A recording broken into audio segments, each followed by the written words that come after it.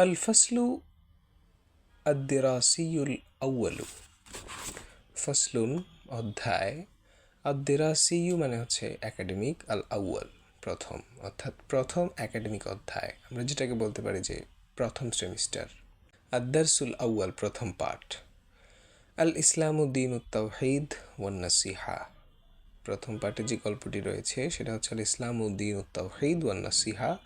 ইসলাম হলো একত্ববাদের ধর্ম এবং কল্যাণকামিতার ধর্ম। তারপরে দেওয়া রয়েছে আল ইসলামু দীনুত তাওহীদ ওয়া কালিমাতুত তাওহীদ লা ইলাহা ইল্লাল্লাহু মুহাম্মাদুর রাসূলুল্লাহ। ইসলাম হলো দীনুত তাওহীদ একত্ববাদের ধর্ম, ওয়া কালিমাতুত তাওহীদ আর একত্ববাদের শব্দ হলো লা ইলাহা ইল্লাল্লাহু মুহাম্মাদুর রাসূলুল্লাহ সাল্লাল্লাহু আলাইহি ওয়াসাল্লাম।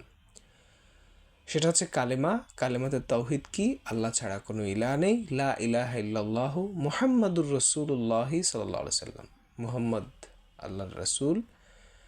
বাআসাল্লাহু বিহিল আম্বিয়া আলাইহিমুস সালামু জামিআ।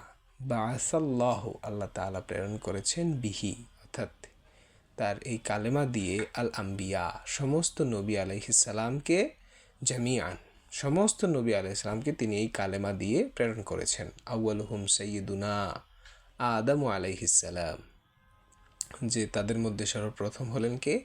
আদম আলাইহিস সালাম।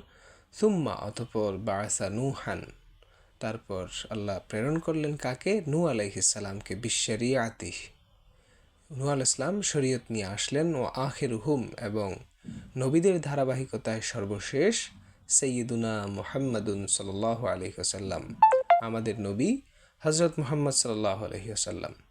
ক্বাল আল্লাহু তাআলা, আল্লাহ তাআলা ইরশাদ করেন, ইন্নাদ-দীনা ইনদাল্লাহিল ইসলাম, নিশ্চয়ই আল্লাহর নিকট একমাত্র দিন হলো, ধর্ম হলো ইসলাম। সূরাতু আলে ইমরান 19 নং আয়াত।